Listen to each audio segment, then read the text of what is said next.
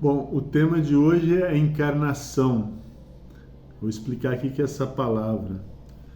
No dia 25 de março, a gente comemora a Anunciação.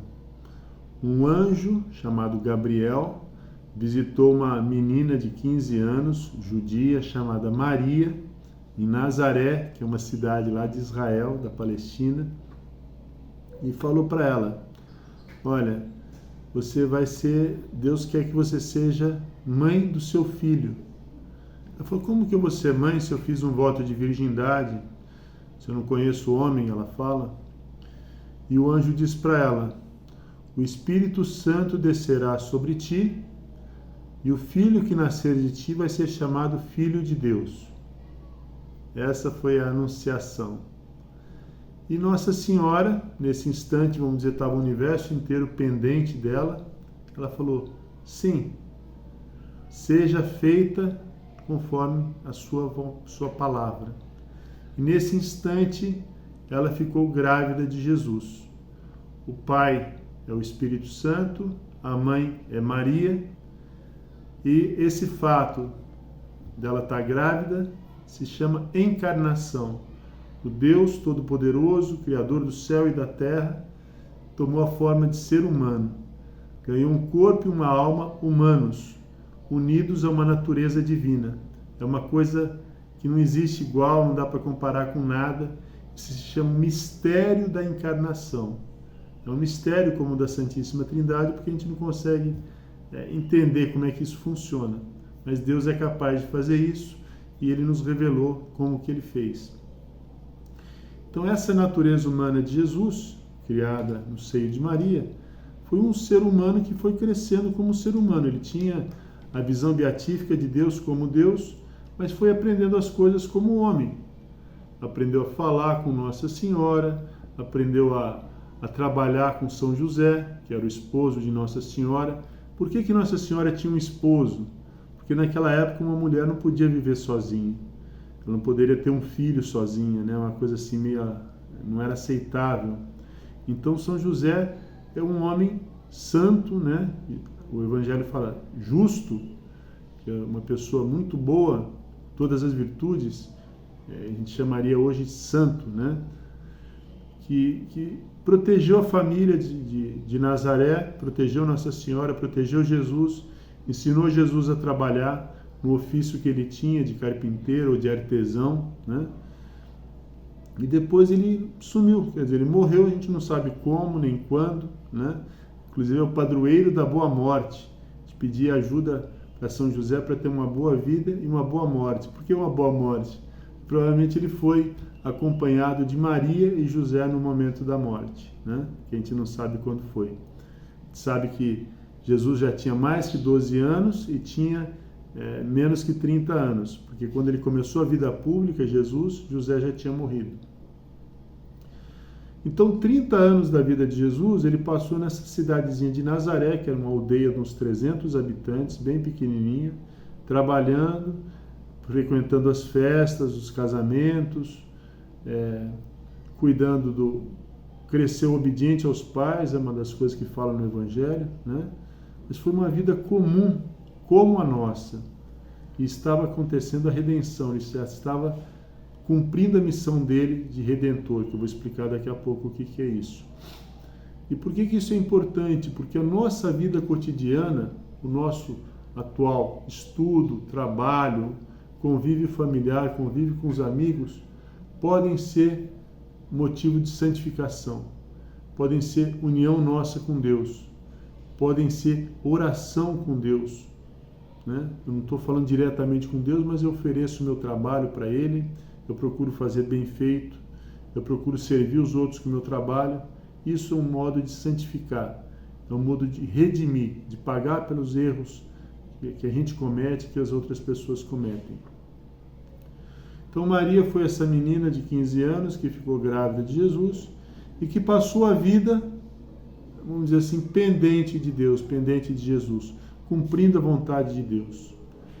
Ela seguiu Jesus ao longo desses 30 anos, serviu como mãe, cuidava da casa, fez a roupa, diz que a túnica de Jesus não tinha costura, quer dizer, deve ter sido feito com muito carinho por Nossa Senhora, uma túnica de uma pessoa adulta sem costura, naquela época que tinha o tear, né, para fazer as roupas, não era automático como hoje, você compra o tecido pronto.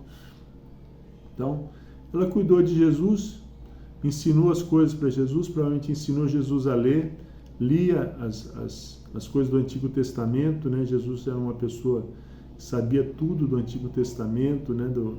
Dos profetas e tal, e pela sabedoria divina e pelo ensinamento, né? Como homem ele precisou aprender. E depois, quando Jesus começou a vida pública, o primeiro milagre que Jesus fez, que foi transformar a água em vinho num casamento, porque o vinho estava acabando, foi a pedido de Nossa Senhora. Ele falou, não chegou minha hora. Ela falou assim, fazei tudo o que ele vos disser. Uma bela ordem de Nossa Senhora, né? Fazei tudo o que Jesus nos manda, nos pede. E a gente vai ser feliz. E aí os empregados obedeceram Jesus. Jesus falou, olha, enche aqueles tonéis com água, abençoou aquela água e a água se transformou em vinho. E a festa foi bem até o final, né? Então, é mais uma ideia de que ela é intercessora nossa, pedir as coisas através da mãe, né? Da mãe de Jesus. Ele sempre ouve a mãe, sempre obedece a mãe. Assim, dá mais tranquilidade para a gente. E depois, teve 3 anos da vida de Jesus que a gente chama de vida pública. Então, essa vida oculta fica essa ideia, tá? Como Jesus estava fazendo a redenção nesses 30 anos, né, no trabalho profissional dele, na obediência aos pais, no tratar bem os amigos, etc., nós também podemos imitá-lo nesse aspecto. Na vida pública, ele se propôs em 3 anos ensinar toda a catequese, toda a doutrina para os apóstolos, fez milagres para provar que ele tinha autoridade, porque senão ele ia ensinar, falar, o que esse cara está ensinando aí? Quem que é esse cara? Não, esse cara faz milagres. Esses milagres que ele fazia era por misericórdia das misérias das pessoas, o cego, o coxo, o paralítico, o que morreu, né, o filho da viúva que morreu, ele ressuscitou mortos, curou cegos, paralíticos, coxos, devolveu a voz para pessoas mudas, coisas assim, milagres, né, instantaneamente. As pessoas, nossa, esse cara dá para se ouvir. E ensinou a doutrina. Então, com a autoridade de Deus, de milagre, né, tanto que os fariseus tinham inveja dele e procuraram matá-lo por isso, porque ele tinha muito prestígio entre as pessoas ouviam, e ele falava com autoridade, ou seja, ele falava como uma pessoa que vivia o que ele ensinava. E nesses 3 anos ele teve essa vida de ensinar, rezou para mostrar para a gente a importância da oração. Então todas as decisões importantes de Jesus são precedidas pela oração. A primeira delas foi a escolha dos apóstolos, né? 40 dias de jejum e oração no deserto, escolheu os apóstolos. Depois no Getsemane, né? Antes dele ser morto, antes dele ser traído por Judas, também uma oração intensa, né, que ele estava vendo o sofrimento que ele ia passar, e ele, como homem, estava evitando aquilo, né, fugindo da dor, vamos dizer assim, mas como filho de Deus e como obediente à vontade de Deus, faça-se a sua vontade, não a minha. E foi decidido morrer na cruz por nós. E por que morre na cruz? Nós vamos falar isso na aula que vem, né, o que é a redenção, por que teve essa prova de amor gigantesca, de morrer por amor pelos homens, etc. Mas era a passagem dele, ele tinha que voltar ao Pai. Então já estava previsto isso nos profetas, nos antigos, até 500 anos antes de Cristo, que ele iria morrer e ressuscitar no 3º dia. Ele já tinha avisado os apóstolos, daqui 3 dias, né, daqui no 3º dia eu vou ressuscitar. Morrer na sexta, sábado, domingo, eu vou ressuscitar. Na verdade, fazem até uma cerimônia das 40 horas, que vai das 3 da tarde, quando ele morreu, até a madrugada do domingo, quando já estava ressuscitado, 40 horas. Uma vigília de 40 horas da ressurreição. Uma oração da igreja antiga. subiu aos céus e voltou, né? Voltou ressuscitado 40 dias. Por quê? Porque os apóstolos tinham perdido a fé quando ele morreu. Assim, puxa vida, acabou tudo, ele morreu e tal. E ele veio aparecendo, né? A única pessoa que não perdeu a fé até o fim foi Nossa Senhora.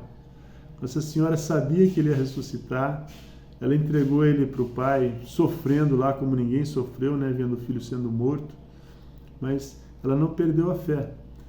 E ela depois acompanhou os apóstolos, né? Esperando o Espírito Santo, etc. Porque o começo da igreja, que foi logo depois da ressurreição, eles estavam meio assim, perdidos, medrosos, né? Jesus apareceu para eles, olha, sou eu mesmo, né? A gente está, ao longo dessa semana, depois da Páscoa, celebrando várias aparições de Jesus aos apóstolos, aos discípulos. Depois, por último, apareceu para São Paulo, né?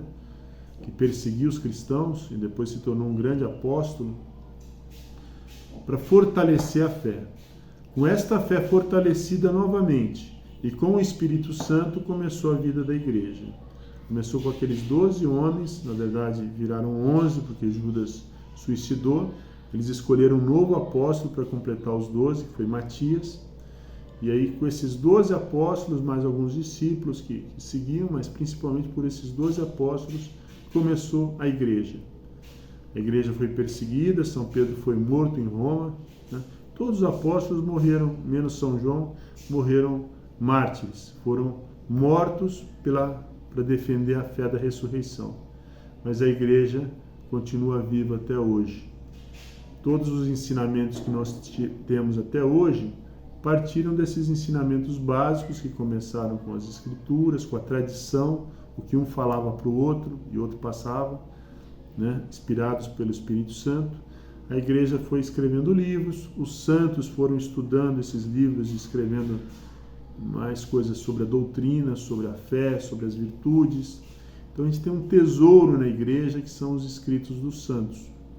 Nós temos uma doutrina maravilhosa que dá uma explicação para tudo, para a dor, para a morte, para o sentido da vida, o sentido do serviço. Ele como Deus, né? Mestre, Senhor, na última ceia, quando ele criou o sacerdócio, ele lavou o pé dos apóstolos para dizer isso. Como eu servi vocês, vocês devem servir os outros, né? Como eu fiz isso, façam igual. Ou seja, a importância do serviço, da generosidade, do perdão, né? Da pureza de intenção. Tem uma série de coisas que a gente tem que ler o Evangelho, meditar a respeito, ler livros espirituais. E eu aconselho para vocês, como linhas gerais, né? Conhecer a vida de Jesus Cristo. Você vai ler o Evangelho, você vai ter uma visão global dos ensinamentos, de alguns acontecimentos, né? São 4 evangelhos que falam da vida de Jesus. O primeiro, São Mateus, que foi discípulo de Jesus, ele era coletor de impostos, né? Jesus chamou e ele o seguiu. Depois, São Marcos, que era discípulo de São Pedro, então o Evangelho de São Marcos foi escrito por São Pedro, na verdade, São Pedro que deve ter ditado para São Marcos as coisas que São Marcos escreveu. São Lucas e São João. São João era um discípulo, era o jovem que Jesus amava, né? Que era mais, vamos dizer assim, o mais fiel a Jesus, o mais, vamos dizer assim, espiritual de todos aí, né? O que estava no pé da cruz, que não fugiu da cruz e que morreu com quase 100 anos de idade, pregando o amor de Deus. Ele falava assim: filhinhos, amai-vos uns aos outros. Por que você só fala isso, né? Porque essa é a lei de Deus, esse é o mandamento do Senhor. Importa só isso, amai-vos uns aos outros. Então, fica esse propósito, tá? Lê os evangelhos. Eu sugiro na folhinha também, depois que vocês lerem o evangelho, pegar uma bibliografia de Jesus. Tem muitas bibliografias boas, que aí eles comentam como é que eram os costumes da época, por que se fazia assim, assado, por que isso era, o que eles esperavam. Então é uma colocação histórica da figura de Jesus que dá para a gente entender melhor o contexto, onde Jesus viveu, como é que ele se vestia, etc. e tal.